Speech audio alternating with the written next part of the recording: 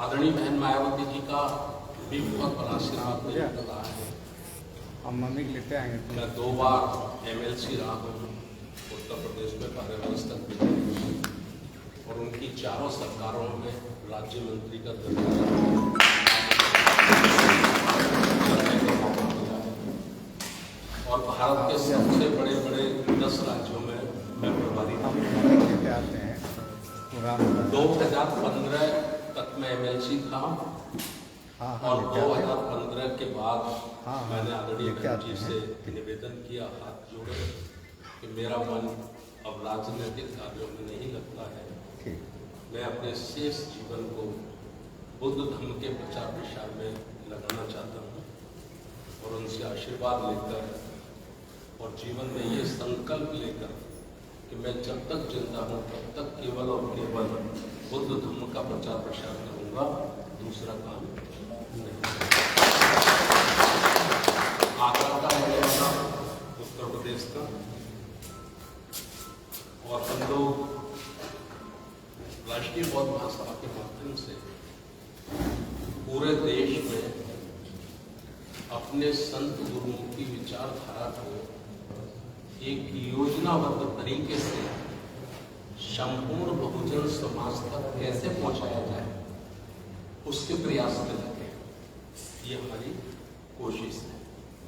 बड़ी खुशी की बात है कि हमारे आदरणीय रिटायर्ड DSP साहब रामलाल,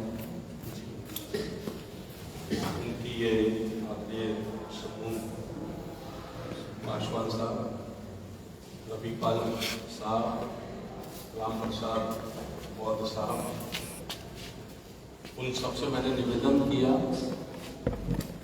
कि रांची झारखंड का राज्य है, राजधानी है, और राजधानी में हमारे जो पढ़े लिखे लोग होते हैं, प्रबुद्ध लोग होते हैं, संपन्न लोग होते हैं, वो कम से कम बड़ी संख्या में राजधानी में ही मिलते हैं। भारत की किसी भी राजधानी में, किसी भी राज्य के, उत्तर प्रदेश में भी ऐसा है। जितने हमारे पढ़े लिखे अधिकारी या प्रबुद्ध वर्ग के लोग हैं, अधिकांश उनकी कोटियां आपको लखनऊ में ही ज्यादा मिलेंगी।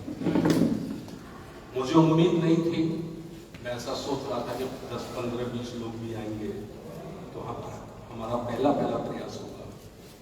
लेकिन कल जब मुझे रामलाल साहब ने बताया कि शायद कम से कम 150 लोग आएंगे, हमारे पूरे राज्य की नई टीम जो हमने कमेटी बनाई है वो जी जान से मेहनत में लगी है, तो मुझे बहुत खुशी हुई कि अगर पहला प्रयास जहाँ उम्मीद 10 से 15, 20 तक की है, अगर वहाँ 50 लोग भी आते, 100 लोग भी आते, 150 लोग आते तो बड़ी उपलब्धि है। तो मुझे बहुत अच्छा लगा कि आप बड़ी संख्या में आए और आप यहाँ बैठे। इस कार्यक्रम का नाम प्रशिक्षण रखा गया है, लेकिन सच्चाई है कि आज प्रशिक्षण नहीं चल रहा है। प्रशिक्षण हम लोग सिस्टम से चलाते हैं पूरे देश में। हमारे साथ बहुत एक्सपर्ट लोग हैं, और ऐसे लोग हैं जिनको माननीय काशीराम साहब ने तराश कर हीरा बनाया, ओरिजिनल 24 कैरेट का सोना है वो, और किसी कारणवश राजनीति में उनको रिजेक्ट कर दिया गया, तो हमने फिर उनको RBF में सिलेक्ट कर दिया। क्योंकि मैं 1980 बैच से हूँ तो सबसे परिचित हूँ। तो जब वो दुखी होते थे कि साहब हम 20 वर्ष लगाए, हम 30 वर्ष लगाए, हम 40 वर्ष लगाए, हम काशीराम साहब के साथ साइकिलें चलाए, हमने सब कुछ काम किया, आज हमको घर बिठा दिया गया है, हमको रिजेक्ट कर दिया गया है, तो मैं कहता था, मैं उनसे 2 सवाल पूछता, सांसद बनना है? बोले नहीं सर। विधायक बनना है? बोले नहीं सर। तो क्या करना है? बोले सामाजिक परिवर्तन के आंदोलन में काम करना है। तो बनने का रास्ता बदलो, मकसद मत बदलो, उद्देश्य मत बदलो। अगर एक रास्ते में ब्रेकर लग गया है तो दूसरा रास्ता चलो। उद्देश्य दिल्ली तक पहुंचना है, दिल्ली तक पहुंचना है और कोई घटना हो गई है, जिस रोड से हमें दिल्ली जाना था उस रोड पे जाम लग गया है, एक्सीडेंट हो गया है, तो भाई थोड़ी परेशानी तो होगी, थोड़ी मुश्किल होगी, 100-200 किलोमीटर ज्यादा चलना पड़ेगा, लेकिन हम रोड चेंज करके भी तो जा सकते हैं। सही बात के गलत बात? सही बात। तो फिर हमने आरबीएम नाम का एक रोड बनाया और उनको कहा कि मकसद है सामाजिक परिवर्तन लाना, श्रमण संस्कृति का भारत स्थापित करना। तो आरबीएम के माध्यम से करते, आरबीएम मतलब राष्ट्रीय वन महासभा, है ना। मैं अब आपका, हम जो शिविर चलाते हैं 10 दिन का शिविर होता है, हमने आगरा में गौतम बुद्ध इंटर कॉलेज बनाया है, उसमें 60 कमरे हैं, उसमें हर प्रकार के हॉल बनाए हैं, रहने की व्यवस्था बनाई है, और उसका जो हमने निर्माण किया, उसको जो बनाया, सबसे पहले मैं बौद्ध गया में बनाना चाहता, तो 2010 में हमने बौद्ध गया में 24 कट्ठा जमीन खरीदी, फिर मैं वहां रहा, 8 दिन रहता था अपनी गाड़ी लेके, मैंने चिंता मत, तो मैंने देखा कि बौद्ध गया के चारों तरफ ब्राह्मणवादी व्यवस्था के लोगों ने अपने अड्डे स्थापित कर रखे हैं, चारों तरफ से उसकी घेराबंदी कर रखी है, और हम जो कैडर चलाएंगे वो ब्राह्मणवादी व्यवस्था के विरोध में होगा, विरोध में होगा तो हम और हमारे लोग वहां सुरक्षित नहीं रह पाएंगे, है ना। तो सुरक्षित कहां रह सकते हैं? सुरक्षित वहां रह सकते हैं जहां हमारे समाज की ताकत मजबूत हो, सामाजिक शक्ति मजबूत हो। तो फिर हमने आगरा को भी चुना, जमीन अभी भी पड़ी है वहां 24 कट्ठा, आगरा को चुनाव वहां बनाया, और ये सोचकर बनाया कि नागपुर में एक फैक्ट्री चलती है, एक फैक्ट्री चलती है, वहां से मनुवादी विचारधारा के प्रचारक तैयार किए जाते हैं, है ना। तो हम आगरा में एक फैक्ट्री शुरू करेंगे और यहां से अम्बेडकरवादी विचारधारा के सिपाही, सैनिक और प्रचारक तैयार करेंगे। ये काम हम शुरू किया, तो हम लोग वहां 10 दिन के शिविर रखते हैं, और 10 दिन का, 5 दिन का, 3 दिन का, सबसे छोटा शिविर रखते हैं हम लोग 2 दिन का। और जब शिविर होता है ना, प्रशिक्षण होता है, तो स्टेज पे केवल एक टीचर होता है, वो टीचर ही हम सबका गुरु होता है, मेरा भी गुरु होता है उस वक्त जब प्रशिक्षण चल रहा होता है, और सबके हाथ में नोटिंग बुक होती है, सबके गले में आई कार्ड होता है, और पूरा सिस्टम पेपर पे लिखा होता है। 7 बजे उठना है सुबह, 8 बजे नाश्ता में आना है, 8:45 बजे अपना स्कूल ग्रहण करना है, और 9 बजे से शिविर शुरू होना है। 9:01 पे हम दरवाजा लॉक कर देते हैं। भूले से 1-2 साथी बाहर निकल गया घूमने टहलने, तो फिर हम उसको लंच पे अंदर लेते हैं। हम कहते हैं टाइम तक आपको पनिशमेंट, सजा है इस बात की कि आपने डिसिप्लिन का अनुपालन नहीं किया। काम चाहे छोटा हो, काम चाहे बड़ा हो, चाहे एक परिवार हो 4 लोगों का, चाहे 140 करोड़ लोगों का भारत हो, बिना डिसिप्लिन के, बिना अनुशासन के आप कोई काम सफलतापूर्वक नहीं कर सकते हैं। ये आप अपने मन में गांठ बांध लीजिए, है ना। अभी होता है कि टाइम 11 बजे का दिया और हम 2 बजे तक बड़े हल्ते जुलते आते हैं ना। ऐसे लेट हो गए भैया, जाम लग गया।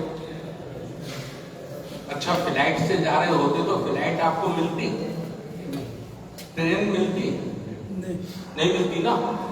तो जब आपका फ्लाइट में टिकट होता है तो 1.5 घंटे पहले एयरपोर्ट पहुंचते हो, ट्रेन में टिकट होता है तो आधे घंटे पहले स्टेशन पहुंचते हो, और जब मिशन की चर्चा होती है तो जाम लग गया। इसका मतलब आप लापरवाह हैं, आप अपनी जिम्मेदारियों के प्रति संवेदनशील नहीं हैं, और यदि आप संवेदनशील नहीं हैं तो आप किसी भी मिशन के अच्छे सैनिक, अच्छे सिपाही नहीं हो सकते। गलत बोल रहा हूं? ये हम सब लोग करते हैं। ये एक और डाल देना इसमें जरा, बेईमानी के तो मेरे साथ। तो असल मुझे अभी भी फीवर है, मेरा गला चौक हो रहा है। आप कुछ भी मिलेंगे?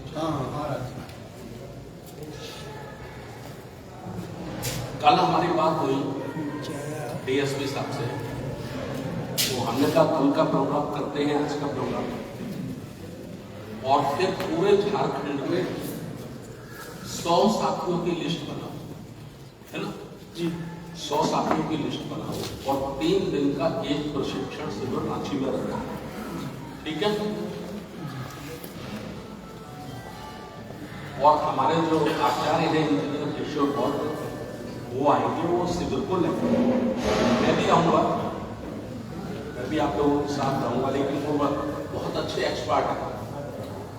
व्हाइट बोर्ड पे एक एक चीज आपको लिखकर रटाएंगे, उसका मीनिंग बताएंगे, उसकी परिभाषा बताएंगे, और जब तक आपके दिमाग के कोने में वो सेव नहीं हो जाती तब तक वो आपका पीछा नहीं छोड़ेगा। बातें बहुत ज्यादा सीखी है, कोई मायने नहीं रखती। बात कितनी याद है ये ज्यादा मायने रखती है।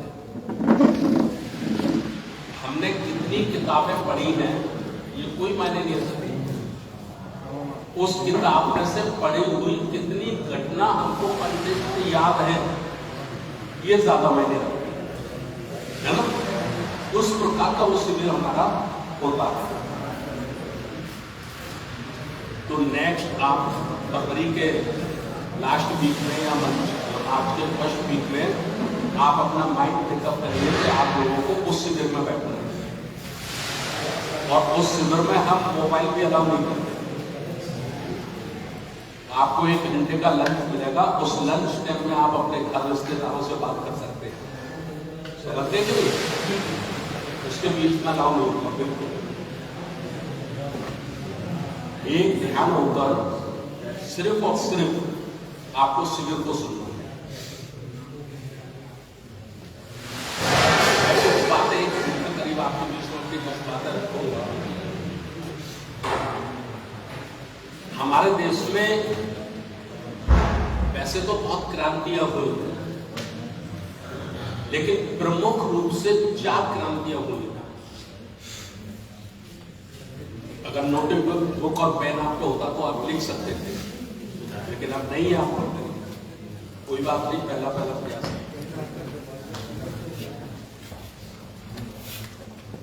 4 क्रांतियां हमारे देश में बहुत बड़े पैमाने पर हुई,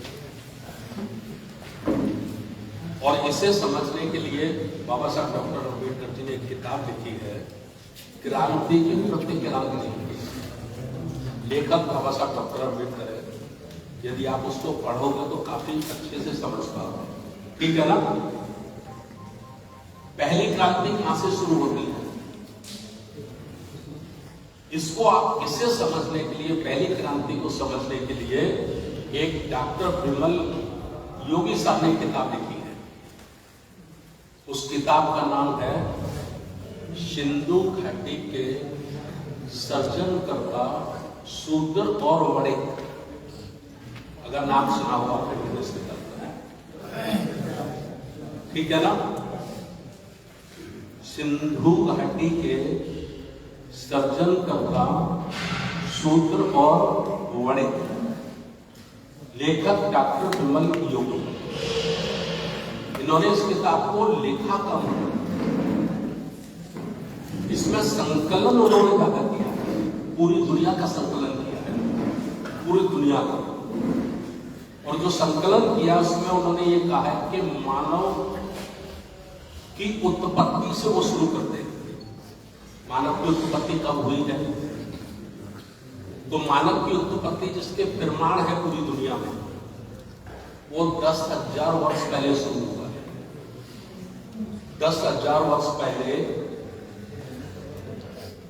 आग लगी, बारिश हुई, बारिश में कीचड़ बना, कीचड़ में जीव की उत्पत्ति हुई और उसी जीव की उत्पत्ति में एक आदम की उत्पत्ति हुई। ठीक? और जब उसकी उत्पत्ति हुई तो जैसे दूसरे पशु जानवर रहते हैं वैसे ही पुरुष भी, मानव भी वैसे ही जीवन जीते थे। ठीक है ना? 2000 वर्ष बाद विवेक ज्ञान की उत्पत्ति शुरू होती है।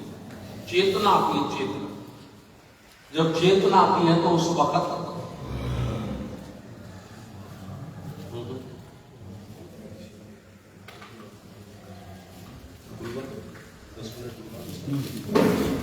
दस मिनट आप बोल दो अपनी बात। जी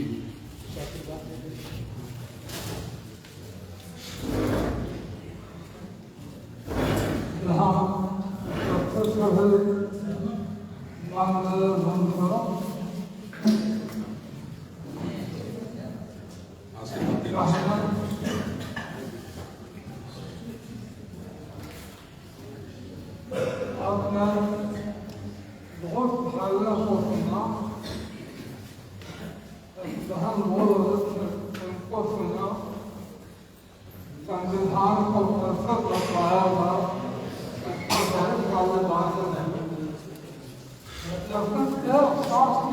आपके निर्देशों पर पहले हमको अपने ईमानदारी से ध्यान करें हमारे संविधान में अधिकार के बात तो हम लोग अपना अपनी बात हम लोग ईमानदारी अपना कारोबार करिए, अपना समाज करिए, तो इनको आप करके दावा कहा है लेकिन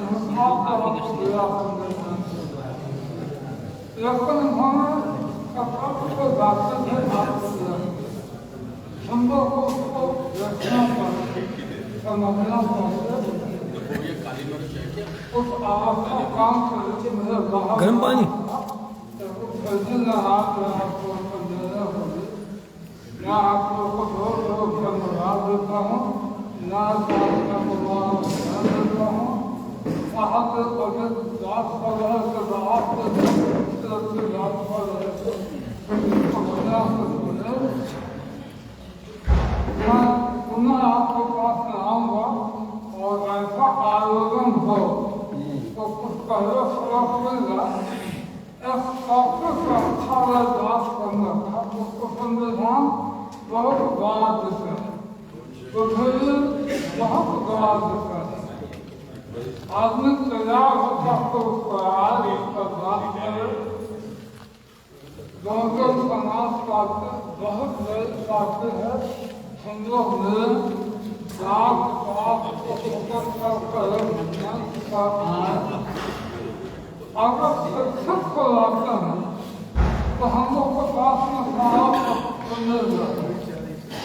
आपके पास में खसराव हो जाएगा। आप आगे बढ़ेंगे तो लाभ को आगे बढ़ाने तब तक इसके लिए हम लोग को समझने थोड़ी ईमानदारी से करना है। मैं आपको बहुत बहुत धन्यवाद देता हूँ, आपको प्रणाम करता हूँ। मुझे जाना है इसलिए हम आप लोगों को मिलेंगे और हमारी जब कभी भी कोई जरूरत हो तो हम आपको कराना है।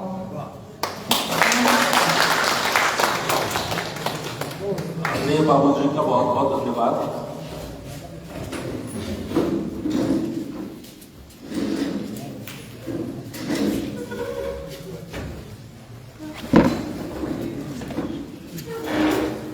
तो मनुष्य में चेतना जागी, उसको बोध हुआ, है ना।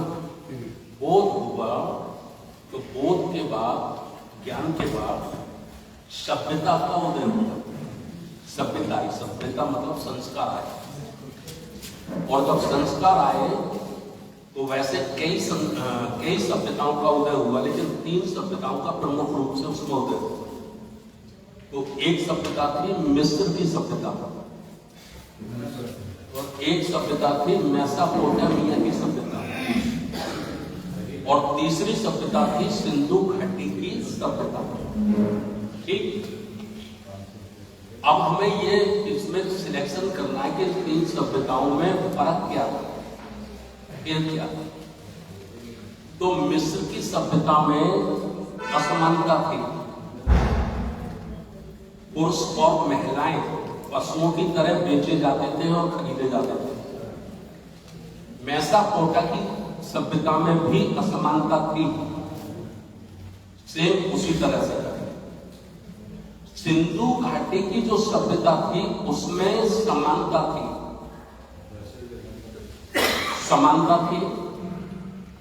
और लोकतंत्र था, गणतंत्र था। पुरुष और नारी दोनों में कोई भेद नहीं था। जोगड़ो हड़प्पा की कहानी जब आप पढ़ेंगे, खोजेंगे, गूगल पे भी आप खोज सकते हैं, तो आप पाएंगे कि आज से 8000 वर्ष पहले सिंधु घाटी की सभ्यता को मानने वाले लोगों के 8-8 मंजिल मकान हुआ करते थे, इंग्लिश टॉयलेट हुआ करते थे, चौड़ी चौड़ी सड़कें हुआ करती थी, हवादार मकान हुआ करते थे। यानी विज्ञान 8000 वर्ष पहले सिंधु घाटी की सभ्यता में विकसित हुआ, और सिंधु घाटी की सभ्यता के लोग दुनिया को एक्सपोर्ट करते थे, कपड़ा, बर्तन, चांदी, सोना, पीतल। अब हमें ये देखना है कि हम हमारे जो पूर्वज थे वो किस सभ्यता के लोग थे। तो हमारे पूर्वज सिंधु घाटी की सभ्यता के लोग थे, और पूरे संसार में इसका क्षेत्रफल कितना था, तो लगभग 50% से ज्यादा संपूर्ण संसार में सिंधु घाटी की सभ्यता को मानने वाले लोगों का क्षेत्रफल था, पर दुनिया में आधे से ज्यादा सिंधु घाटी की सभ्यता में रहने वाले लोग ही हमारे पूर्वज थे।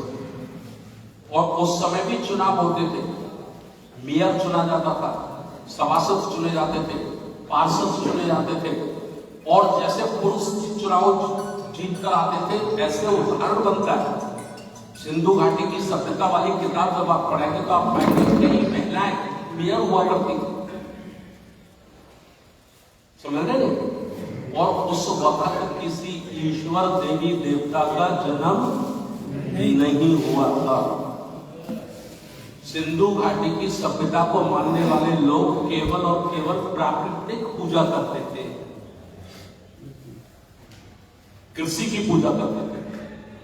आपने देखा होगा बहुत लंबे समय तक एक चलन चलता था कि जब गेहूं की फसल उगती थी तो उसकी छोटी छोटी पत्तियां तोड़कर उसको हरियाली तीज के रूप में मनाया जाता था। गांव गांव में लीपा पोता होता था, खीर पूड़ी बनती थी, महिलाएं गीत गाती थी। तो वो किसका होता था? वो प्रकृति का धन्यवाद करते थे, कुदरत का धन्यवाद करते थे कि ये कुदरत, ये प्रकृति, तुमने समय से बारिश कर दी, तो अब हमारे खेतों में अनाज उगेगा, तो इस अनाज से हम अपना जीवन पालन कर पाएंगे। समझे कि नहीं? यहां से हम शुरू होते हैं, यहां से पहली क्रांति शुरू होती है, और उस क्रांति का नाम है आर्यों का आगमन और आर्यों का आक्रमण। ये सारी बातें आप लोग जानते हैं, लेकिन हम इसको समय समय पर रिपीट नहीं करते और अपनी आने वाली युवा पीढ़ी को, जनरेशन को बताते नहीं है। ये हमारी कमजोरी है। आर्यों का आगमन और आर्यों का आक्रमण, इसको हमें दस्तावेज में समझना है। तो पंडित राहुल संस्कृत्या ने एक किताब लिखी है, उस किताब का नाम है बोलगा से गंगा। बोलगा से गंगा। ये बोलगा क्या है? एक नदी है जो मध्य मलेशिया में होती है। और ये गंगा क्या है? ये भी एक नदी है जो भारत में होती है, हरिद्वार में होती है। ठीक है। पंडित राहुल संस्कृत्या क्या उसमें साबित करते हैं? वो साबित करते हैं कि मध्य मलेशिया में सूखा पड़ गई थी, अकाल पड़ गया था, वहां के लोग भूखा मरने पड़े, तो वो अपनी जीवन बचाने के लिए उस नदी के किनारे किनारे होते हुए वो भारत में प्रवेश किए। ठीक है ना? प्रवेश किए और प्रवेश करके उन्होंने शरण प्राप्त की। और शरण प्राप्त करने के बाद उन्होंने सर्वेक्षण किया हमारे पूर्वजों का। ठीक है भैया, थोड़ा बहुत सर्वेक्षण किया हमारे पूर्वजों का। तो उन्होंने सर्वेक्षण में क्या पाया? सर्वेक्षण में उन्होंने पाया कि हमारे जो पूर्वज थे वो बिल्कुल शुद्ध थे, नैतिक थे, चरित्रवान थे, झूठ छल कपट उनके अंदर नहीं था। और इसे कैसे समझ सकते हैं आप? इसे समझने के लिए आर्यों ने जो वेद पुराण बनाए हैं या अपने जो ग्रंथ लिखे हैं, उन्हीं में उन्होंने कुछ कथाएं लिखी हैं, कुछ कहानी लिखी है। वो कहानी से आप समझ सकते हैं। आपने सुना राजा बलि का नाम? सुना ना? उन्होंने लिखा राजा बलि के शासन में, उनके राज्य में मकानों में दरवाजे नहीं होते थे। अब दरवाजे क्यों नहीं होते थे? क्योंकि चोरी नहीं होती थी। चोरी नहीं होती थी तो दरवाजे की कोई जरूरत ही नहीं थी। समझ रहे? फिर उन्होंने प्लानिंग किया विष्णु के नेतृत्व में, जंगलों में रहकर उन्होंने सेना तैयार की और राजा बलि के नजदीक आके उनका विश्वास जीत लिया और विश्वास जीत के उनको कंफ्यूज किया। और इतना बड़ा कंफ्यूज किया कि उन्होंने कहा कि दुनिया में तीनों लोगों में आपसे बड़ा कोई दानी नहीं है, आपसे बड़ा कोई दानी नहीं है, आपसे बड़ा कोई दानी नहीं है। उनको दान दक्षिणा में लगा दिया, खजाना खाली करा दिया, सैनिक शक्ति कमजोर करा दी और अपनी सेना का निर्माण कर दिया। और फिर उन्होंने आक्रमण किया। झूठी कथा पढ़ाई गई हमको कि 3 वचन मांगे, 3 वचन मांगे, 3 पग जमीन, 3 कदम रखने, 3 पैर रखने। ये झूठी कथा है, इसका सत्य से कोई लेना देना नहीं। और उसमें हमको पढ़ाया गया कि 1 पैर से उन्होंने आसमान को नाप दिया, 1 पैर से जमीन को नाप दिया। और उन्होंने कहा भाई तीसरा पैर कहां रखूं? तो राजा बलि ने अपना सर कर दिया। तीसरा पैर बाहर रख दिया तो उनको पाताल लोक पहुंचा दिया, उनको पाताल लोक का राजा बना दिया और इंद्र को पृथ्वी लोक का राजा बना दिया। हम लोग बड़े संतुष्ट हो गए। लेकिन ये नहीं था। 3 वचन मांगे थे। पहले उनको धार्मिक बनाया, वचन दाता बनाया, फिर 3 वचन मांगे। पहला वचन, शिक्षा दीक्षा पर हमारा अधिकार होगा। दूसरा वचन, शासन प्रशासन पे हमारा अधिकार होगा। तीसरा वचन, व्यापार वाणिज्य पे हमारा अधिकार होगा। अब वो राजा तो दानी थे, हमारे लोग बहुत दानी रहे। एकलव्य को आपने देखा, जिस गुरु द्रोणाचार्य ने शिक्षा देने से मना करते हैं, ये कह दिया कि मेरा धर्म अलाउ नहीं करता कि मैं शूद्र को शिक्षा दूं, और उसने अपना अंगूठा कटवा दिया। तो हमारे लोग दानी तो रहे ना। लेकिन युद्ध हुआ, भयंकर युद्ध हुआ और ये 1500 वर्षीय युद्ध चला। और 1500 वर्ष में छल कपट धोखे से हमारे पूर्वज परास्त हो गए और वह आर्य लोग सफल हो गए। ठीक है, ये पहली क्रांति थी और वहां से उन्होंने वर्ण व्यवस्था को स्थापित कर दिया।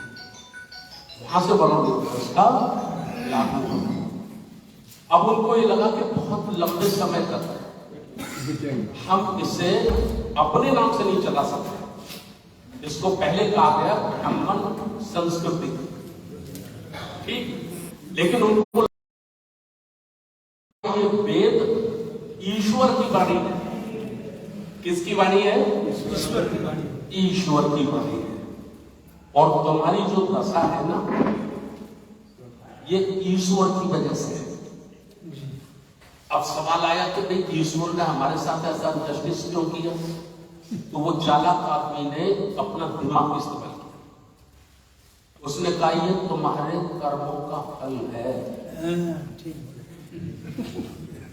तो हमारे आदमी ने पूछा कि हमारा बाबा बड़ा चरित्रवान था, हमारा बाप बड़ा चरित्रवान था, कभी धोखा नहीं किया, बेईमानी नहीं किया, तो हमारा कर्म कहां से खराब हो गया? तो उन्होंने कहा बेटा इस जन्म में तो सब कुछ ठीक ठाक था, लेकिन ये पिछले जन्म के कर्म है। ये तुम्हें जो इस जन्म में दंड मिला है ना, शूद्र होने का, अछूत होने का, नीच होने का, ये पिछले जन्मों का कर्म है। समझ पा रहे हैं? जी। शांत हो गए। पहली क्रांति समय ज्यादा नहीं, मैं सॉल्व करूंगा। जब बड़ा प्रशिक्षण होगा तो हम एक एक घटना का आपको प्रमाण के साथ बताएंगे। इसके बाद होती है क्रांति की प्रतिक्रांति, और वो कब होती है? आज से 2500 वर्ष पूर्व। और उस क्रांति को कौन करता है? उस क्रांति को करता है शुद्धोधन का बेटा राजकुमार सिद्धार्थ गौतम। पढ़िए, बाबा साहब ने एक किताब लिखी है, बुद्ध और उनका कर्म। पढ़िए उसको। हमारा दरअसल क्या है कि बाबा साहब को मानते बस केवल। बाबा साहब को मानते हैं, तस्वीर लगाएंगे, अगरबत्ती लगाएंगे, मोमबत्ती लगाएंगे, फूल माला लगाएंगे और गीत गाएंगे, हाय बाबा साहब, हाय बाबा साहब। बाकी बाबा साहब का जीवन, बाबा साहब का संघर्ष हम ना पढ़ते हैं ना समझते हैं, ये हमारी कमजोरी है। बाबा साहब ने लिखा बुद्ध और उनका कर्म, उसे पढ़ेंगे तो आपकी समझ में आएगी बात। बाबा साहब ने लिखा है कि सिद्धार्थ गौतम बुद्ध की जो क्रांति थी वो आध्यात्मिक रूप से शुरू हुई थी। शुरू आध्यात्मिक रूप से हुई थी, लेकिन आगे चलकर वो सामाजिक परिवर्तन, राजनीतिक परिवर्तन और आर्थिक परिवर्तन में कन्वर्ट हो गई थी। ये बाबा साहब ने लिखा, बाबा साहब के शब्द है, मेरे नहीं। और उस 45 वर्ष की बुद्ध की क्रांति में परिवर्तन आया, बदलाव आया। 45 वर्ष बुद्ध की क्रांति के बाद परिवर्तन क्या हुआ कि जिस शूद्र वर्ग को राज, शिक्षा, दीक्षा, धन संपत्ति से बाहर कर दिया गया था, उसी शूद्र समाज के एक लड़के को दोबारा से सम्राट बनने का मौका मिला। जानते हैं आप उसका क्या नाम है? पद्मानंद। धनानंद, पद्मानंद, दो नाम उससे में पुकारा गया है। वो नाई का बेटा था। सबसे पहले पद्मानंद नाई का बेटा चक्रवर्ती सम्राट बना, फिर उसके बाद उनका भतीजा चंद्रगुप्त मौर्य, चंद्रगुप्त मौर्य के बाद बिंदुसार, और बिंदुसार का बेटा अशोक सम्राट। उसने धर्म की दीक्षा लेकर समूचे जम्मू द्वीप को पुनः सिंधु घाटी की सभ्यता में परिवर्तित कर दिया, खत्म कर दिया उन्होंने। वर्ण, जाति व्यवस्था, ईश्वर, भगवान कुछ नहीं, सिर्फ मानव, इंसान, इंसानियत, समता, स्वतंत्रता, बंधुता, इसके सिवाय कुछ नहीं। और अशोक सम्राट का उस समय मनुष्यों के लिए नहीं, पशुओं के लिए भी हॉस्पिटल थे। चिड़िया जो उड़ने वाले पंछी होते, उनके लिए पानी और दाने की व्यवस्थाएं कराई जगह जगह। कल्याणकारी शासन वो माना गया। ये कौन सी क्रांति हो गई? दूसरी तीसरी क्रांति कब हुई? आज से 2000 वर्ष पहले। और वो क्रांति किसने की मालूम? क्रांति बुद्ध के विरुद्ध क्रांति। वो क्रांति हुई पुष्पमित्र शुंग ने की। पुष्पमित्र शुंग ने की। मौर्य सम्राट बौद्ध राजा बौद्ध चक्रवर्ती सम्राट बृहदत्त की हत्या करने के बाद उन्होंने शासन अपने हाथ में ले लिया। और शासन लेने के बाद उन्होंने हमारे धर्म को समाप्त कर दिया। उस वक्त दो लोगों में धर्म था, एक राजा में, एक भिक्षुओं में। प्रजा में धर्म नहीं था, क्योंकि राजतंत्र होता था। जिसका राज होता था प्रजा उसी की जय जयकार बोलती थी। जब कोई एसपीडीएम थोड़ी बैठते थे, डिस्ट्रिक्ट जज थोड़ी बैठता है, कोई कोर्ट कचहरी अदालतें थोड़ी थी जहां की बात सुनी जाएगी। वहां तो संपूर्ण अधिकार राजा को ही होते थे। तो जिसका राज होता था प्रजा उसी की जय जयकार बोलती थी। तो धर्म किनमें था? दो लोगों में था, एक राजा में बृहदत्त में और दूसरा भिक्षु शब्द में। इन्हीं में था। बृहदत्त की हत्या कर दी गई, कत्ल कर दिया गया। और भिक्षुओं को कत्ल करने के लिए एक सरकारी आदेश जारी कर दिया गया। और वो आदेश था कि एक भिक्षु का सर कत्ल करने पर 100 सोने की सरफियां आपको इनाम दी जाएंगी। तो बहुत लाखों भिक्षु मारे गए, कत्ल हो गए। हजारों भिक्षु कुछ धर्म पद की जो धर्म साहित्य था उसे ले लेके भाग गए। जंगलों के रास्ते, समुद्रों के रास्ते, कोई थाईलैंड चला गया, कोई जापान चला गया, कोई चीन चला गया, कोई कहीं चला गया। और रिजल्ट इसका यह हुआ कि जिस धर्म का आविष्कार भारत की धरती में हुआ था, वो भारत की धरती उस धर्म से शून्य हो गई, जीरो हो गई। और जहां कभी बुद्ध नहीं गए, जापान कभी बुद्ध गए, चीन कभी बुद्ध गए, थाईलैंड बुद्ध कभी गए नहीं गए ना, वहां बुद्ध का धर्म भिक्षुओं के द्वारा पहुंच गया। इसलिए आज दुनिया में सबसे ज्यादा टेक्नोलॉजी में कोई देश आगे है तो वही देश आगे है जो सिर्फ बुद्ध को मानते हैं, किसी ईश्वर भगवान को गलत कर रहा हूं। ये सब गूगल पे जो मैं बोल रहा हूं, आप मेरी बातें सर्च कर सकते हैं। एक जापान का उदाहरण दे सकता हूं आपको। जापान की आबादी उत्तर प्रदेश से कम है, गूगल पर सर्च कर सकते हैं आप। और 365 दिन में 1500 भूकंप आते हैं, क्योंकि वो पहाड़ों पर समुद्रों के बीच में बसा हुआ देश है ना। और 1942 में जो दूसरा विश्व युद्ध हुआ था, उस विश्व युद्ध में जापान को परमाणु बमों से तहस-नहस कर दिया गया, खत्म हो गया था। लेकिन वहां बुद्ध को मानने वाले लोग हैं। बुद्ध को मानने का मतलब बुद्धि को मानने, विज्ञान को मानने, नैतिक चरित्रवान जीवन जीना, ये बुद्ध का मतलब है। बुद्ध का मतलब ये फोटो नहीं जो हमने लगाया हुआ है, ये तो उन्होंने इसका आविष्कार किया था, इसलिए हम उनको सम्मान दे रहे हैं। आज बताओ टेक्नोलॉजी में पूरी दुनिया में सबसे आगे कौन सा देश है? जापान आज टेक्नोलॉजी में सबसे ज्यादा। हम 4GB ठीक से नहीं चला रहे मोबाइल में, 4GB का हमसे किराया लिया जा रहा है, स्पीड 2GB की है, लेकिन जापान में 10GB चल रहा है। आज की तारीख में बता रहा हूं, हमारे यहां सबसे तेज स्पीड की ट्रेन निकाली गई है, आगरा से दिल्ली तक जाती है, 1 घंटे में 160 किलोमीटर चलती है, उसका नाम है गतिमान। जापान में 635 की स्पीड से ट्रेन चलती है।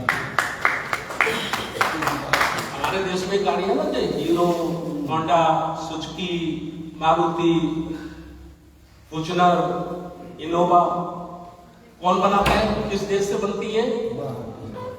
जापान से। मैं इसलिए कह रहा हूं कि जिस देश में बुद्ध ने जन्म लिया वो भिखारी हो गए, वहां बुद्धि से पैदल कर दिया गया ना आपको। हमको बताया तू कुछ नहीं कर सकता, तेरे हाथ में कुछ नहीं है, जो भी कुछ करना है ऊपर वाला करेगा। ऊपर वाले पे भरोसा करो, उसको दान पुण्य करो, और उसका एजेंट कौन है ऊपर वाले का? ब्राह्मण। तेरी सीधी बात नहीं ना सकती, मरवा है सब जात की, इसीलिए जानते। जितना प्रश्न तू हमको रखेगा उतनी तेरी सिफारिश हम ऊपर वाले से कर देंगे। यही सिस्टम चला ना जी, यही चला ना। और इस सिस्टम का शिकार अगर अनपढ़ आदमी होता, शिक्षित आदमी होता, रिक्शा चलाने वाला, ठेल चलाने वाला, बेलदारी करने वाला होता है, समझ में आता है। इस सिस्टम का शिकार हमारा IAS और IPS है। 3 घंटे घंटी बजाता है।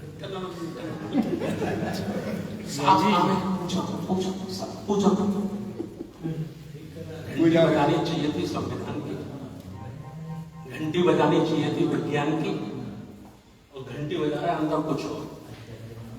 और जितनी बौद्ध की बात करते हैं ना, बुद्ध की बात करते हैं, उनमें भी ओरिजिनल आपको बहुत कम मिलेंगे। उनके ड्राइंग रूम में जब आप जाएंगे ना, बुद्ध की मूर्ति होगी, बाबा साहब की तस्वीर होगी, साहू की होगी, फूले की होगी, बिरसा मुंडा की होगी। और जब अंदर जाओगे उनके बेडरूम में तो एक छोटी सी अलमारी होगी, उस पर लाल कपड़ा लगा होगा और उसके अंदर कुछ रखा होगा। गलत करूंगा? और वो अंदर वो लाल कपड़ा उठा के कहता है कि हे भगवान, मैंने तुझे बाहर की वजह अंदर रखा, इसके लिए क्षमा चाह रहा हूं। जो मेरी गलती नहीं है, क्योंकि मेरा समाज जो बुद्ध को, अम्बेडकर को मानता है, तेरे को नहीं मानता है, इसलिए मुझे तुझे अंदर लाना पड़ा। अगर इसकी कोई सजा देनी है तो उनको ही देना, मेरे पे कृपा बनाए रखना। ये आलोचना नहीं करता। इससे मेरा कहने का मतलब है कि जब तक दृढ़ संकल्प होकर हम उस व्यवस्था से मुक्त नहीं होंगे, हम ढिलमुल रवैया रखेंगे, तो ना हम अपना कल्याण कर पाएंगे, ना हम समाज को कल्याण का रास्ता दे पाएंगे। वो समाज सब जानता है हमारे बारे में, हम क्या सोचते हैं, जानता नहीं, जानता है, इसलिए वो हमको फॉलो नहीं करता। हम पैसे वाले हो गए, बड़ी कोठी बना लिए, बड़े पद पे, इसलिए जीसत करता रहता है, फॉलो नहीं करता, दिल से इज्जत नहीं देता आपको, इसीलिए तो आपको नहीं मानता वो। गलत बोल रहा हूं? सही बोल। ये कौन सी क्रांति हुई? तीसरी। चौथी क्रांति कब हुई मालूम आपको? नहीं मालूम। ये युद्ध कभी रुका नहीं, फिर 1700 वर्ष ये युद्ध चलता रहा। इस युद्ध को किसने लड़ा? पुष्यमित्र शुंग के विरुद्ध, ब्राह्मणवादी व्यवस्था के विरुद्ध ये युद्ध किसने लड़े? संत कबीर ने लड़ा 600 वर्ष पहले, संत रविदास ने लड़ा 600 वर्ष पहले, महात्मा ज्योतिराव फुले ने लड़ा 200 वर्ष पहले, छत्रपति साहू जी ने लड़ा 150 वर्ष पहले। क्यों? बाबा साहब डॉक्टर अम्बेडकर ने सोचा 150 से ज्यादा हमारे संत गुरुओं ने लड़ा। मैं सबका नाम लूंगा तो बहुत टाइम हो जाएगा। संत गाडगे है, पेरियार है, गुरु नारायण है, बिरसा मुंडा है, समझना नहीं। और इस क्रांति को सफलता कब मिली, कामयाब कब हुई क्रांति? 26 नवंबर 1950। 26 नवंबर 1950 को जब बाबा साहब डॉक्टर अम्बेडकर जी को संविधान बनाने का मौका मिल गया, तो उन्होंने प्राचीन काल की सारी मान्यताओं को शून्य घोषित कर दिया। संविधान का आर्टिकल 13 और संविधान का आर्टिकल 17 और लागू कब हो गई है? 26 जनवरी 1950। नहीं हुआ 50 में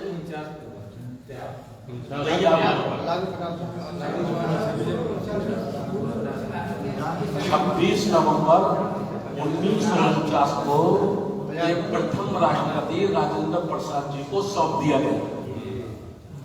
26 जनवरी 1950 को इसने भारत में कानून का रूप ले लिया, लागू हो गया। ठीक है जी जी। अब हमें क्या करना है? जब देश में आजादी की लड़ाई चल रही थी,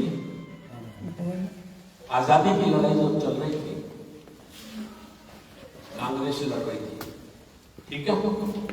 उसी कांग्रेस में एक बड़े कद का नेता था और उस नेता का नाम था डॉक्टर हेडगेवार।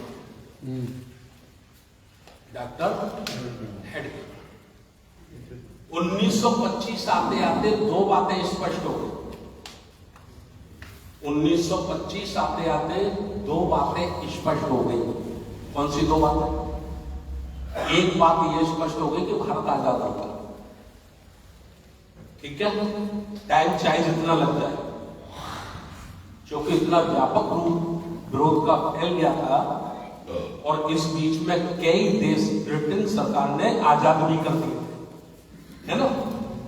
तो यह क्लियर हो गया था कि भारत आजाद होगा। यहां तक डॉक्टर हेडगेवार को कोई नुकसान नहीं था, कोई विरोध नहीं।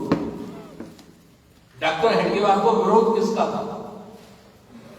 डॉक्टर हेडगेवार को विरोध इस बात का था कि भारत आजाद होगा, ठीक है, लेकिन दूसरा क्या था? दूसरा यह भी तय हो गया था कि भारत की सत्ता किसी व्यक्ति, धर्म विशेष को नहीं मिलेगी। भारत की सत्ता भारत की जनता को मिलेगी, यानी लोकतंत्र होगा।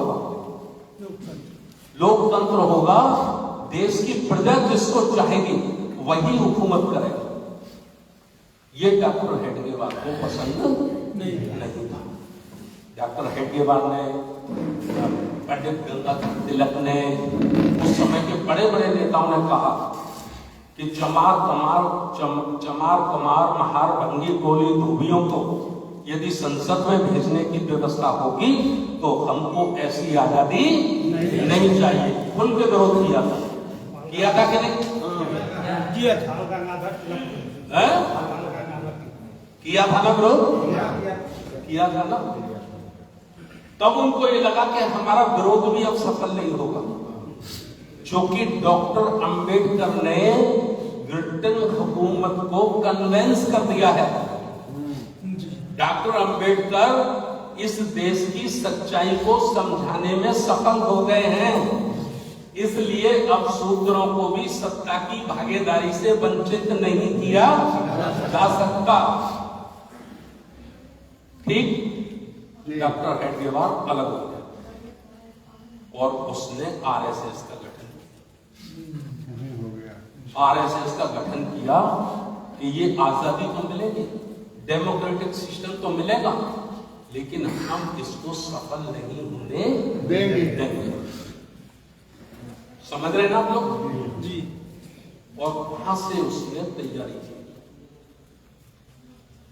बाबा साहब को भी एहसास हो गया था कि हमको डेमोक्रेटिक सिस्टम तो मिलेगा, लेकिन बहुत आसानी से ये हमें उसमें सफल नहीं होने देंगे।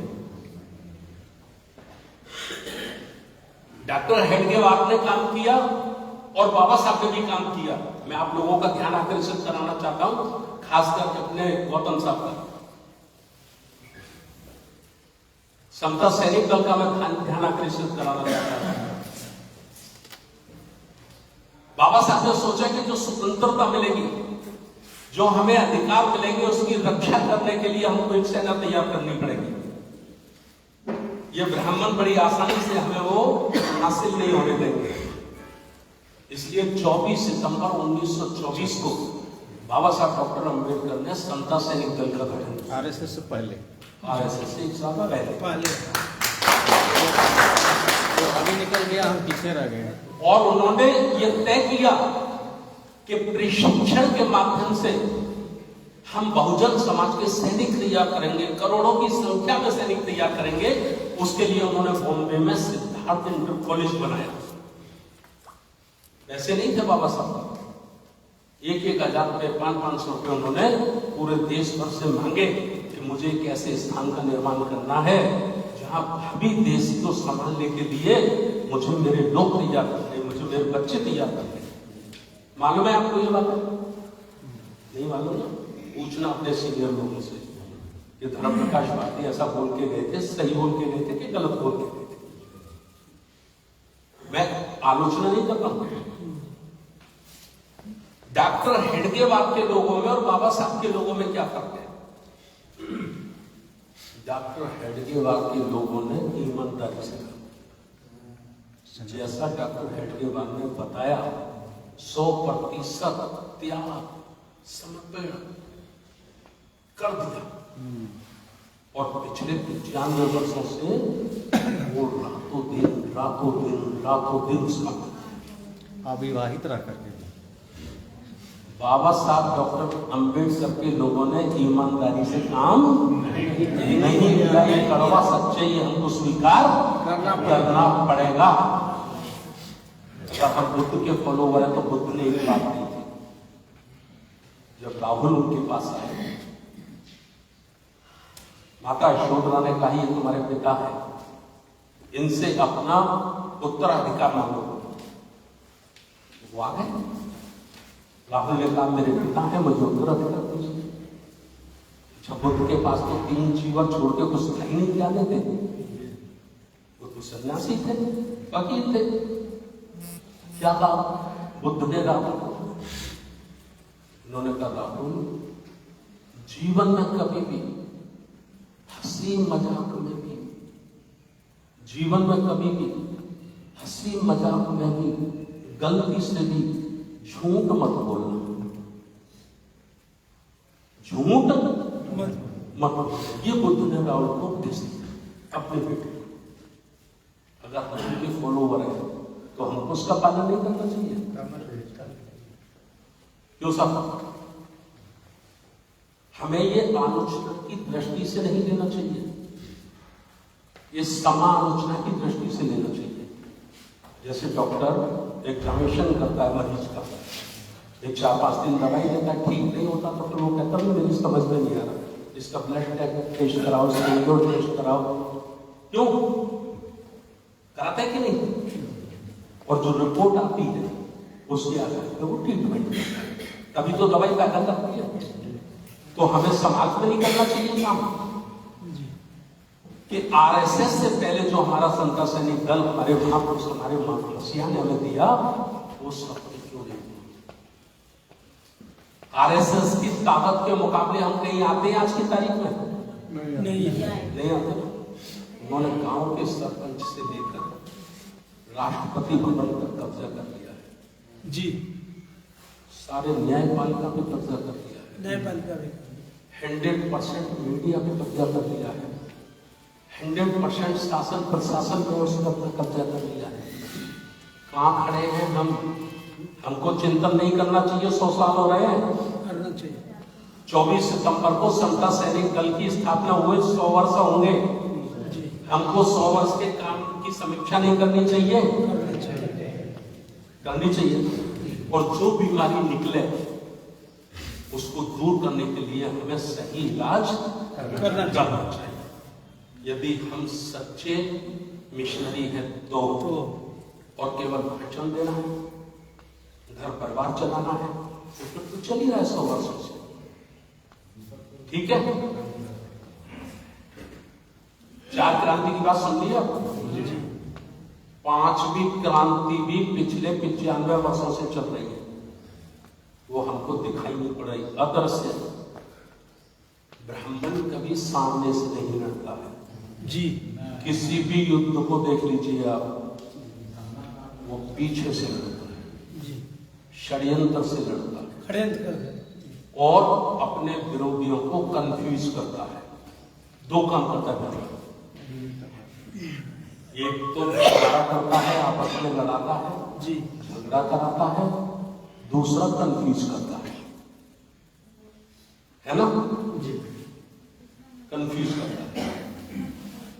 अब ये जो वो कह रहे हैं कि हम हिंदू राष्ट्र बनाएंगे,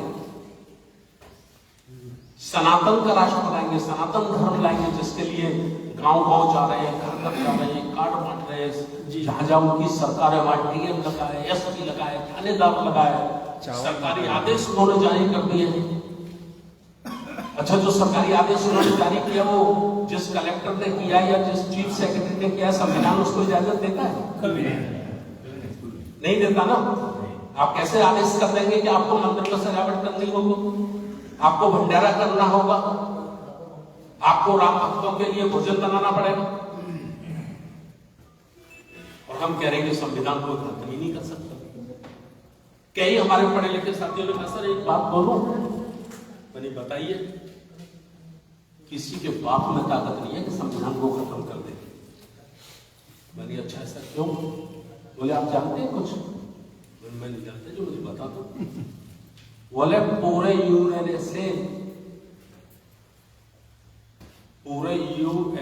यूएसए कोई ऐसा संगठन है, यूनाइटेड वहां से परमिशन लेनी पड़ती है। कई राष्ट्र मिलकर मान्यता देते हैं। मैंने कहा साहब ये नियम तो है, ये तो मैंने पढ़ा है, फिर कैसे हो जाएगा? तो मैंने कहा मेरे पास एक उदाहरण है, आप उसको खारिज करिए। मैं इसलिए बता रहा हूं कि सबकी आपको भी जरूरत है, आपको भी आएंगे। आप जब कहेंगे संविधान खतरे में, तो कोई बहुत पढ़ा लिखा आदमी कहेगा आपको, अनपढ़ जमात नहीं कहेगा ये बता दो। पढ़ा लिखा आदमी कहेगा किस बेवकूफ ने बता दिया आपको संविधान खत्म हो जाएगा मजाक है। मैंने उनको बताया, मुझे बताइए अफगानिस्तान में एक आतंकवादियों का संगठन बना था जिसका नाम था तालिबान। बना था मालूम? उसने 30 वर्ष लड़ाई लड़ी और उसको रोकने के लिए, उसको खत्म करने के लिए अमेरिका ने अपनी फौजें उतारी। दुनिया का सबसे बड़ा ताकतवर देश कौन है? अमेरिका ने अपनी फौजें उतारी। आज से 1.5 वर्ष पहले अमेरिका की फौजें भाग गई हथियार छोड़ के, और उन तालिबानियों ने संसद पर कब्जा कर लिया, लोकतंत्र खत्म कर दिया, अपनी सरकार स्थापित कर दी। बताइए कर दी कि नहीं कर दी? अब दूसरे देश क्या कर सकते हैं? दूसरे देश एक काम कर सकते हैं कि वो आप पे प्रतिबंध लगा देंगे, आर्थिक प्रतिबंध। आर्थिक प्रतिबंध मतलब हम आपके साथ व्यापार नहीं करेंगे, हम आपको कोई मदद नहीं करेंगे। तालिबानियों ने कह दिया कि हमारे यहां नेचुरल प्राकृतिक संसाधन इतने हैं कि हम अपने संसाधनों से अपना देश चला लेंगे, हमें दुनिया के किसी देश की जरूरत नहीं है। यह उदाहरण है कि नहीं है? क्या दुनिया का जो कानून बना हुआ है, पूरे विश्व का जो कानून बना हुआ है, वो तालिबान पर लागू नहीं होता? क्या लागू हुआ? नहीं हुआ ना। अच्छा बात है, ये तैयारी आरएसएस की।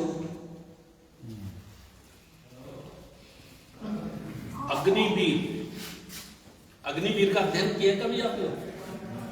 नहीं किया। ये गुजरात का फार्मूला है। ये उन्होंने पहले गुजरात में शुरू किया। गुजरात में उन्होंने किया कि सरकारी टीचरों की जो भर्ती होगी उसमें 5 साल तक संविदा पे रखा जाएगा।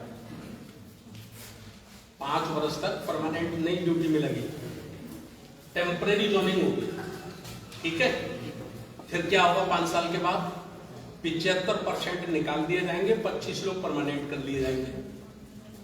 अब वो 5 साल में क्या करते हैं? ऐसा ही उन्होंने पुलिस में किया। वो क्या करते हैं कि जब भर्ती निकलती है तो अपने कैडर, जो 90 वर्षों से उन्होंने अपने कैडर से जिनको तैयार किया है, उनको उसमें भेजते हैं। वो अधिकांश ऑफिसर, अधिकारी, चेन बोर्ड भी उन्हीं का होता है ना, तो वो उसमें भेजते हैं।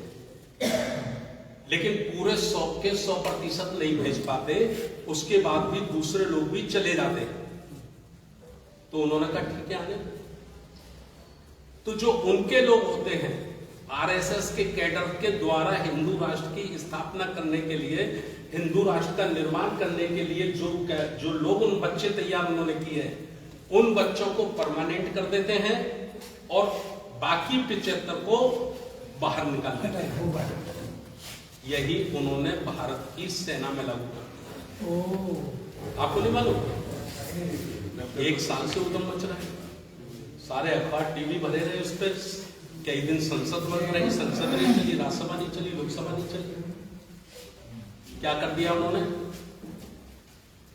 1 लाख बच्चे भर्ती करेंगे, और उनको 4 साल के लिए भर्ती किया जाएगा और 4 साल के बाद उसमें से 25% को रखा जाएगा, 75% को निकाल दिया जाएगा। अर्थात जो सैनिक स्कूल उन्होंने खोले हैं, आरएसएस के सैनिक के स्कूल है हजारों की संख्या में, जहां सैनिक ट्रेनिंग दी जाती है, तो सैनिक की ट्रेनिंग दे दे के वो अपने बच्चे तैयार कर रहे हैं, तो 1 लाख के 1 लाख तो पहुंच नहीं पाएंगे। तो उन्होंने लगाया कि कम से कम 100 में 25 तो पहुंचेंगे, तो जो 100 में 25 हमारे पहुंच जाएंगे उनको परमानेंट कर देंगे और बाकी और जो हमारे नहीं पहुंचेंगे उनको निकाल के आउट कर देंगे। इसका मतलब 10 वर्षों में, 15 वर्षों में संपूर्ण 15 लाख सेना को वो आरएसएस के कैडर के लड़कों के हाथ में दे देंगे। ये प्लानिंग है। कितने पढ़े लिखे लोगों ने अध्ययन किया इस बात? अग्निवीर जानता है। अग्निवीर योजना चलाने के पीछे मंशा क्या है, कोशिश क्या है, कोशिश क्या है? क्या बाबा साहब के बेटों को अपनी आंखें खोलकर इसकी चिंता नहीं करनी चाहिए? करनी चाहिए। जब मिलिट्री, पुलिस, फोर्स सब उनके हाथ में होगा तो आप कौन सी तोप चला लोगे? नहीं चला पाए। आज भी पुलिस की जब 10 गाड़ियां फ्लैग मार्च करती हुई निकलती है ना, राइफल और वो AK-47 ऊपर करके, बड़े से बड़े मर्द के बच्चे मैंने देखे हैं कुंडी लगा के अंदर घुस जाते घर में, जो बड़े बड़े भाषण देते हैं। सच्चाई ये है, नहीं है सच्चाई ये? सही है। तो जो ये भयंकर खतरे हमारे सामने हैं, ये खतरे सफल ना होने पाए उससे पहले हमको इन्हें ये हमारी जरूरत होनी चाहिए। एक बात मैं जो मैं आपको बता रहा था वो बता के खत्म कर दूंगा। लोकतंत्र आएगा ये हेडगेवार को पता था, लेकिन लोकतंत्र फेल करना है, इसके लिए 1925 से आजादी मिली 47 में, फेल करने की तैयारी हो गई 1925 से शुरू। क्या तैयारी हुई? नहीं मालूम, मैं बता रहा हूं। लोकतंत्र के 4 स्तंभ हैं, 4 पिलर हैं जिन पर लोकतंत्र टिका है। 3 पिलर संवैधानिक हैं, एक चौथा पिलर मीडिया है जो संवैधानिक नहीं है लेकिन बहुत ताकतवर है। समझ रहे कि नहीं? 4 पिलर बोले जाते हैं लोकतंत्र के जिन पर लोकतंत्र टिका है। ठीक है? एक पिलर क्या है? विधायिका। विधायिका माने जनता के द्वारा, जनता के लोग प्रतिनिधि चुनकर जाएंगे, प्रजा के द्वारा प्रजा के लोग प्रतिनिधि चुनकर जाएंगे और फिर वो सरकार बनाएंगे। ठीक है? इसको कहते हैं विधायिका। एक होती है कार्यपालिका। कार्यपालिका किसे कहते हैं हम?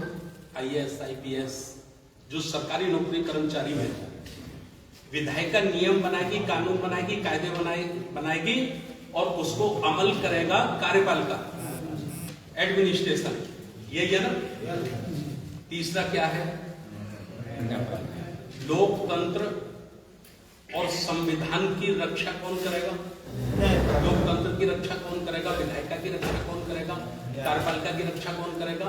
न्यायपालिका। ठीक है? बन गए ना? आरएसएस ने क्या शुरुआत की? इसको फेल कैसे करना है? तो फेल करने के लिए उन्होंने एक मंत्र ढूंढा, बहुत बड़ा मंत्र, जिसको आज तक हम लोग नहीं जानते। वो मंत्र था भ्रष्टाचार। भाई लोकतंत्र किसके लिए बना? जनता के लिए। जनता के लिए। अब जनता में अविश्वास पैदा करना है, जनता में लोकतंत्र के विरुद्ध आक्रोश पैदा करना है। ठीक है? तो वो कैसे होगा? वो जब होगा जब ये 4 पिलर करेक्ट हो जाएंगे। ये 4 पिलर जब भ्रष्ट हो जाएंगे तो जनता खुद आवाज लगाएगी कि ऐसे लोकतंत्र में आग लगा दो, इससे तो अच्छा है मिलिट्री शासन लागू कर दो।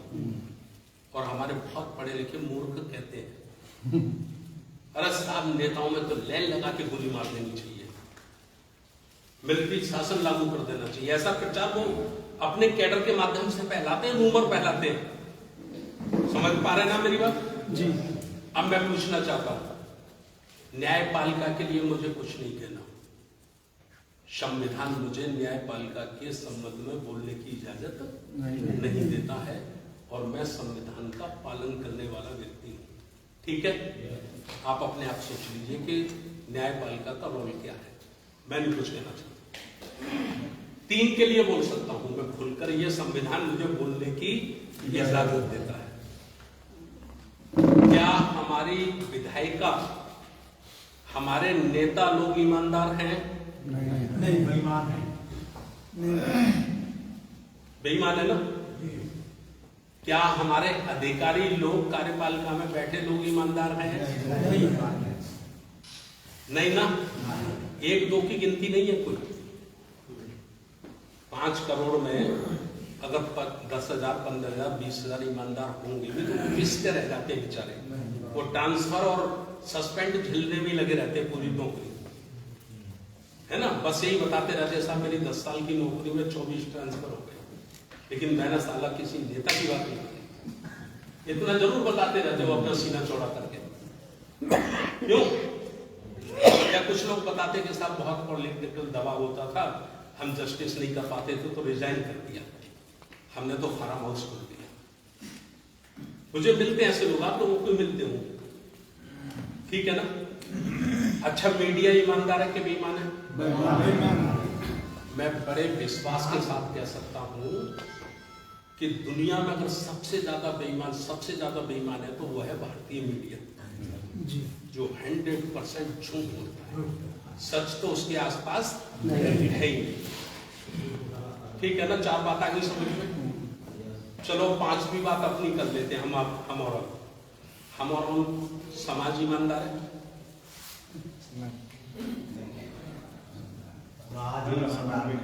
ईमानदार है समाज? अच्छा, तो किसी ईमानदार आदमी को आप लोकसभा का चुनाव लड़ा देना और उसकी जमानत बचा के बता देना, नहीं। लोकसभा छोड़ो, गांव के प्रधान का लड़ा देना, नहीं होगा। बाबूजी अगर उसने मुर्गे और बकरे और शराब नहीं चलाई ना तो उसकी ईमानदारी तेल लगा के घर में रखी रहेगी। गलत बोल रहा हूं मैं? सही है।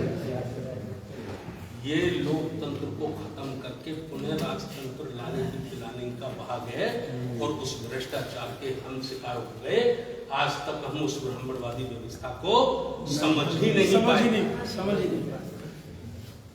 नहीं पाए। हम भी उस कंपटीशन में लग गए। पंडित जी बड़ी कोठी बनाए हैं, मेरे को भी मौका मिला, साला मेरी कोठी छूटी कैसे हो? अरे संविधान का पालन करने की जिम्मेदारी कम से कम बाबा के बेटों की थी, बाबा के बेटों की तो थी। हम कभी चपरासी नहीं बने, हमारा दादा कभी चपरासी नहीं बना। हम तहसीलदार बन गए, ये कम है? हम पटवारी बन गए, ये कम है? जो तनख्वाह मिलती है उसी से घर चलाते और निष्पक्ष ईमानदार रहकर हम पालन करते तो हम दूसरे को भी प्रेरित करते और समाज का भी निर्माण करते जी। लेकिन सारा का सारा वो कहते ना पूरा सभी उस ब्राह्मणवादी व्यवस्था का शिकार हो गया। इसलिए आज वो डंके की चोट पर हिंदू राष्ट्र स्थापित करने के लिए घरों से निकल गए, क्योंकि उन्होंने हमारे लीडरशिप का, हमारे ब्यूरोक्रेट का, हमारे समाज के बड़े बड़े लोगों का चरित्र खत्म कर दिया। इसलिए उनको कोई डर नहीं है, कोई डर नहीं है। और किसी का जमीर जाग भी गया तो ईडी, सीबीआई, इनकम टैक्स, साला उठाओ रात को भेजो दे। गलत बोल रहा हूं मैं? सही है। ये व्यवस्था है, इस व्यवस्था के खिलाफ आपको नेताओं के भरोसे नहीं रहना, समाज को नेताओं के भरोसे नहीं रहना। सारे नेताओं की गर्दन में ED, CD, CBI, income tax की तलवार लटकी है। चाहते हुए भी उनकी आवाज नहीं निकल पा रही। जी तो ये लड़ाई कौन लड़ेगा? हमको समाज को लड़नी पड़ेगी। मैं क्यों बोल पा रहा हूं पूरे देश में ऐसा ही? मैं क्यों बोल पा रहा हूं मालूम आपको? 12 साल विधायक रहने के बाद, 4 सरकारों में राज्य मंत्री का दर्जा रहने के बाद, आज मैं अपने उस घर में रहता हूं जो मेरे बाप ने मेरे जन्म से पहले बनाया था, और कोई संपत्ति मेरे पास नहीं है। इसलिए मैं निडरता के साथ ये बातें कह पा रहा हूं। जी देश के कोने कोने में कह पा रहा हूं, नहीं वरना अब तक सीबीआई डायरेक्टर का फोन मुझे पीछा लग जाता। भारती जी बहुत बोल रहे हो, बड़ा ईमानदार है। आपके नोएडा में कितने फ्लैट है और कितने प्लाट है हम नहीं जानते हैं क्या? गलत बोल रहा हूँ? सही बोल रहा है। गलत बोल रहा हूँ मैं? बिल्कुल बिल्कुल। और इतिहास उठा के देख लो, सामाजिक परिवर्तन की लड़ाई फकीरों ने लड़ी। जी दुनिया का इतिहास उठा के देख लो। सिद्धार्थ गौतम भी जब राजा के बेटे थे ना, तो सेनापति से पराजित हो गए थे, और जब उन्होंने राजपाट त्याग दिया, साधु हो गए, घर घर भीख मांगकर अपना जीवन चलाए, तो अजात शत्रु जैसे सम्राट ने, प्रसन्नजीत जैसे चक्रवर्ती सम्राट ने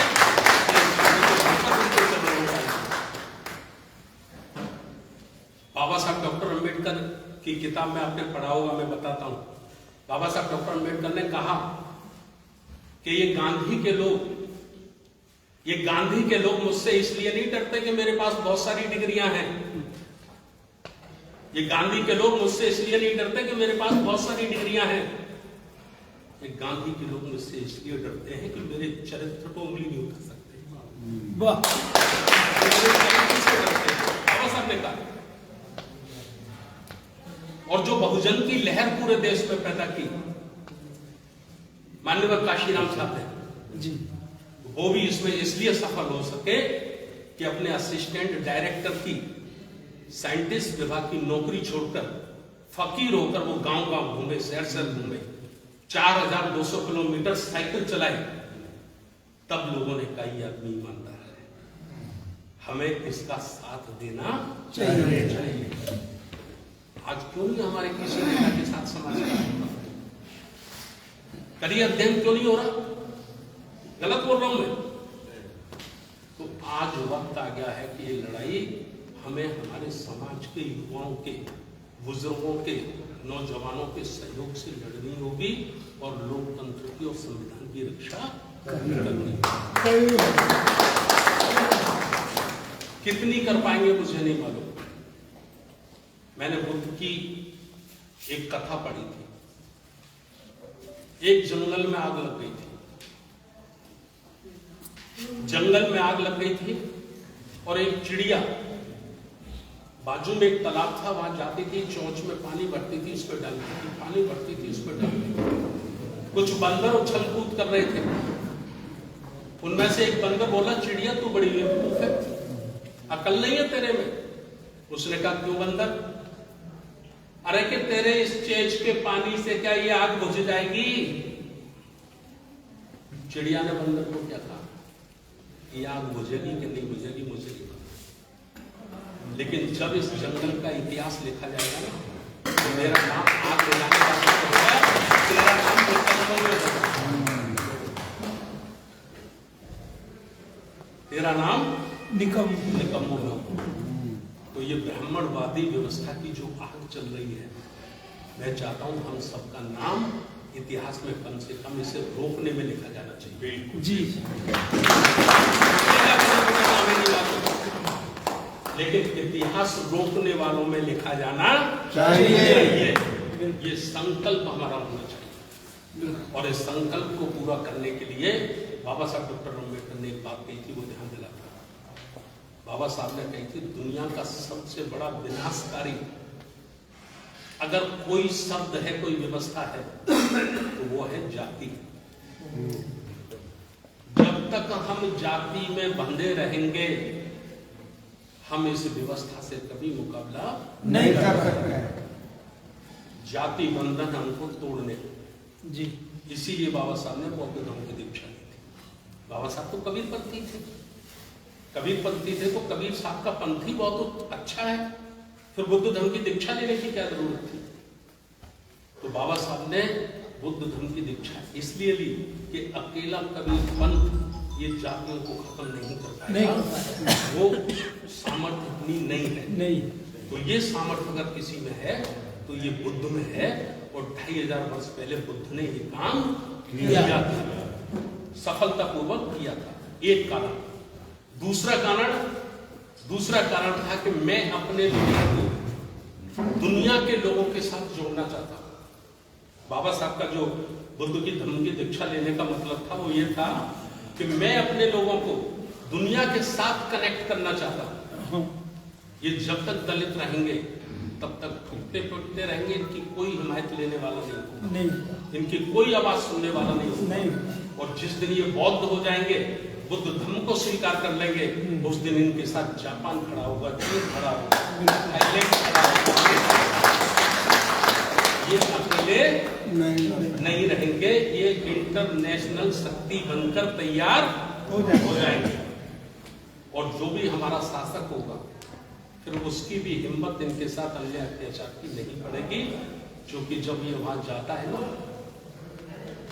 अमेरिका जाता है, ब्रिटेन जाता है, जहां भी जाता है तो ऊंचा कॉलर करके बोलता है, मैं उस धरती से आया हूं जिस धरती पे बुद्ध ने जन्म दिया जाता है। बिल्कुल बोलता है कि नहीं बोलता? बोलता है।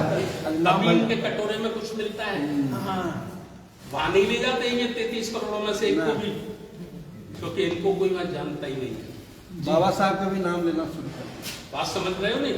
जी। ये काम करना है, तो इसके लिए अभी हम लोग जो काम कर रहे हैं, एक लहर पैदा करनी है। 3% लोग 97% लोगों पर रूल करने के लिए एक लहर पैदा कर रहे हैं, और वो लहर है हिंदू राष्ट्र, सनातन धर्म, है ना? लहर पैदा कर रहे, रातों दिन लगे, हमको भी रातों दिन लगना है। राष्ट्रीय बौद्ध महासभा जब बनाई गई थी तो उसका पहला संकल्प हुआ था कि हम 365 दिन काम करेंगे, क्योंकि हमारी लड़ाई आरएसएस से है, और आरएसएस 365 दिन काम करता है। सर्दी हो, गर्मी हो, बारिश हो, 4 बजे 5 बजे उसके लोग शाखा लगाते हैं, शाखा लगा के झंडा लेके अपना भगवा वंदे मातरम करके इसको सलूट करते हैं। ये कौन करते हैं सुबह 4 बजे? जिनके पास सब कुछ है, शासन उनके पास, न्यायपालिका उनके पास, धन दौलत उनके पास, जमीन खेती व्यापार उनके पास, वो तो अपनी संस्कृति को पुनः स्थापित करने के लिए सुबह 4 बजे जाते हैं, चैन की नींद नहीं सोते।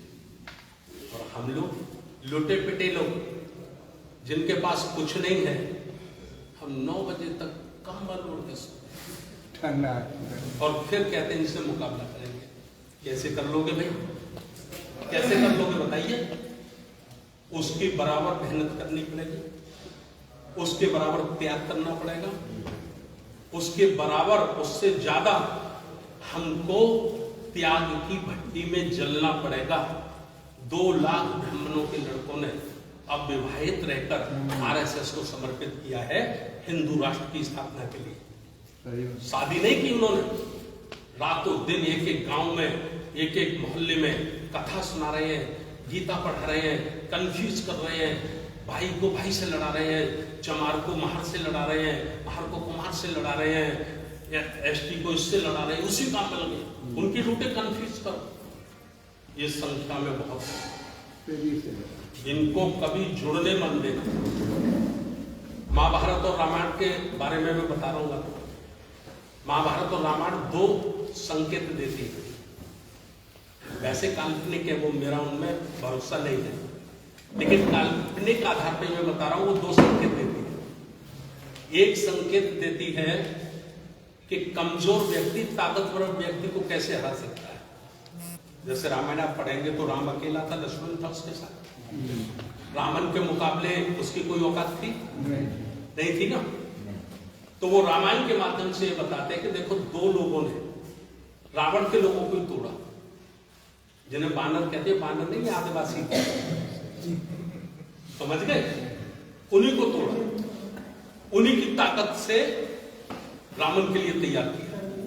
लेकिन इसके बाद भी रावण नहीं मारा जा सकता था, भाई फूट गया। तो फिर भाई को तोड़ा जी।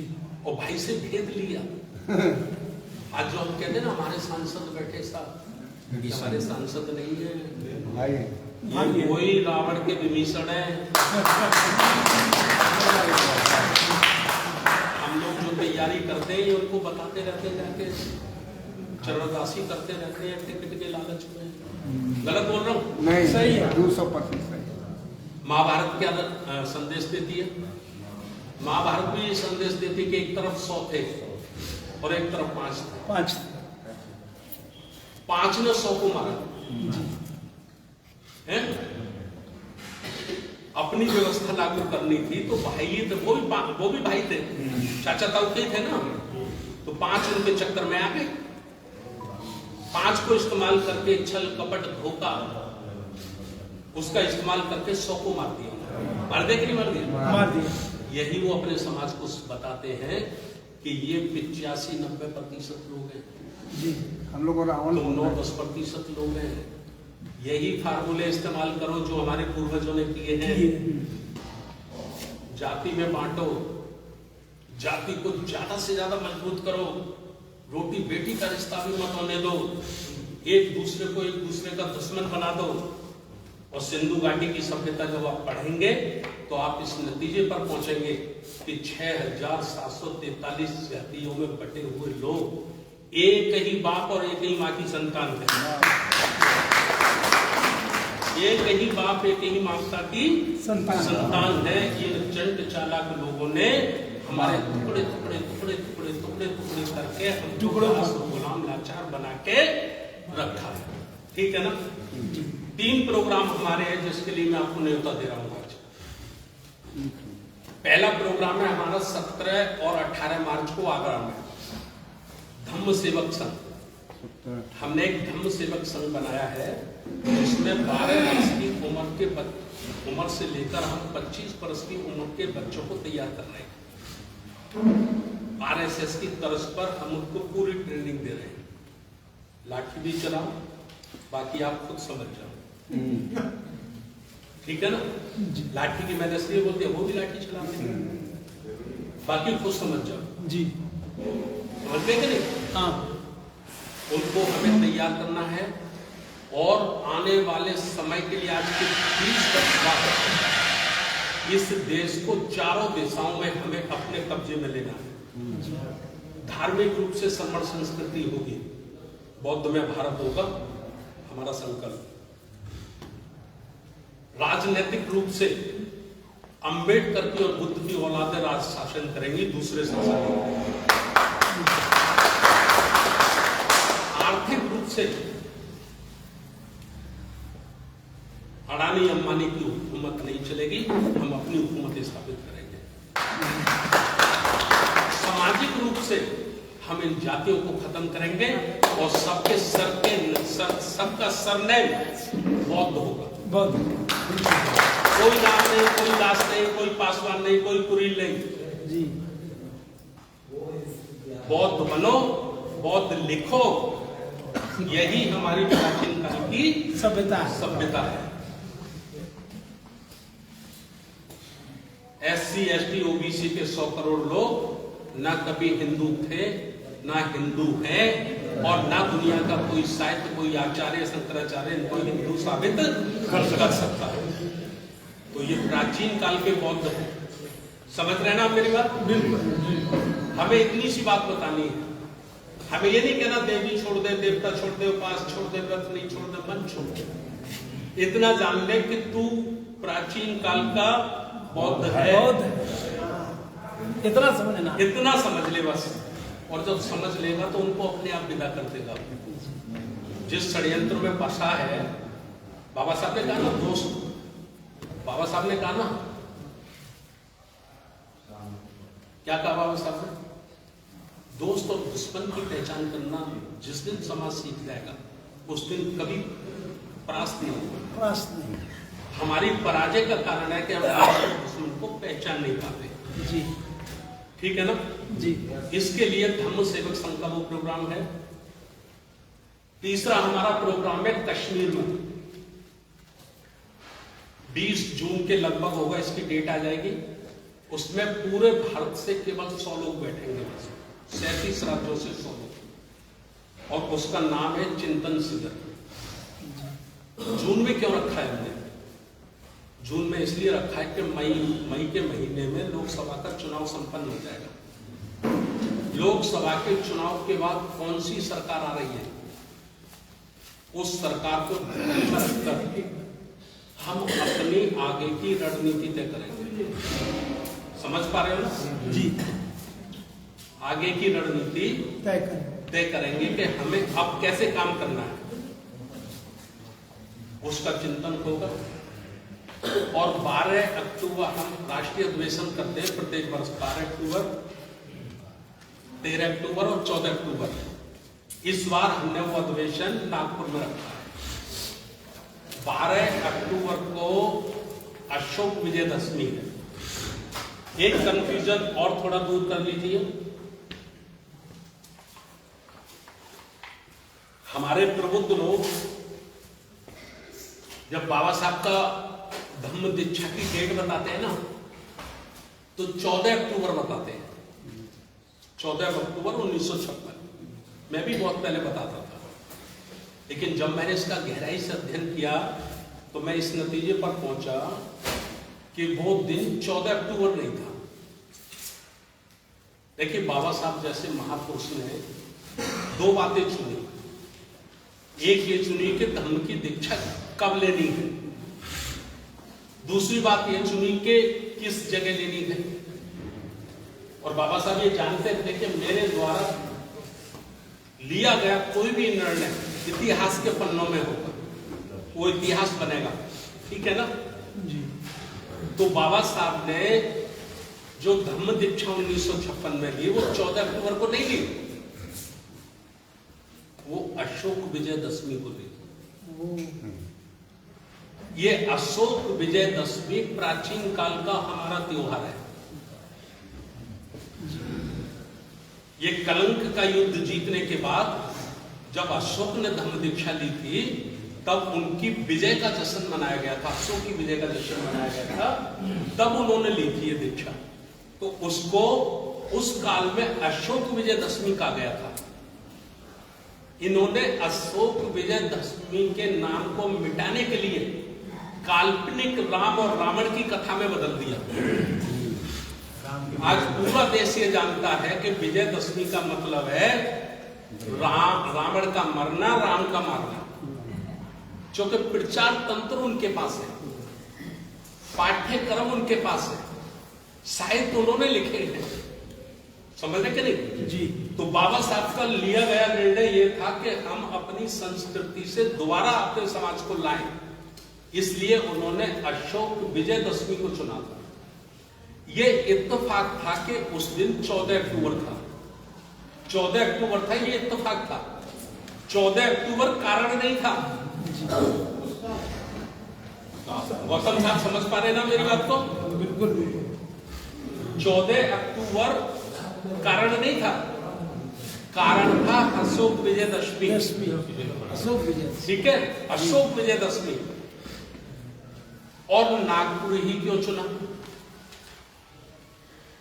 क्योंकि प्राचीन काल में जब आप जाएंगे, उसके इतिहास मिटा दिए गए हैं। मैंने अभी एक टीम बनाई है कि भाई जहां जहां जो मिलता है इसके प्रमाणित तथ्य इकट्ठा करो। प्राचीन काल में एक नाग वंश हुआ करता था। नाग का मतलब सांप नहीं, नागवंश।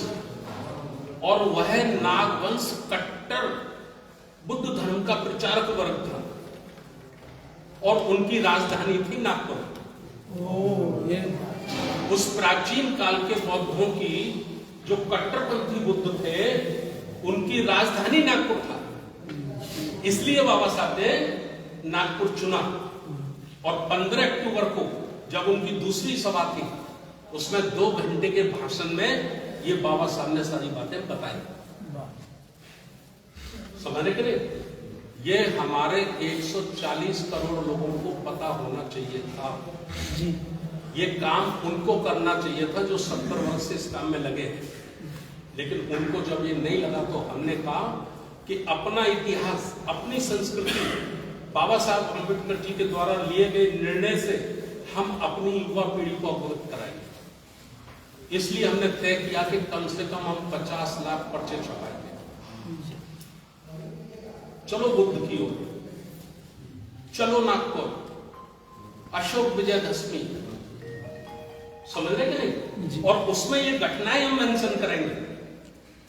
अशोक विजयदशमी ही क्यों, नागपुर ही क्यों, और जो बाबा साहब बोले हैं उसे लिखेंगे और बाबा साहब का नाम अंकित करेंगे उसमें। क्यों साहब? जी। और पूरे देश से हम लोगों ने तय किया है कि कम से कम 10 लाख लोगों को हम इकट्ठा करेंगे, और उस दिन 1956 के बाद ये दूसरी धम्म दीक्षा होगी, दीक्षा भूमि नागपुर।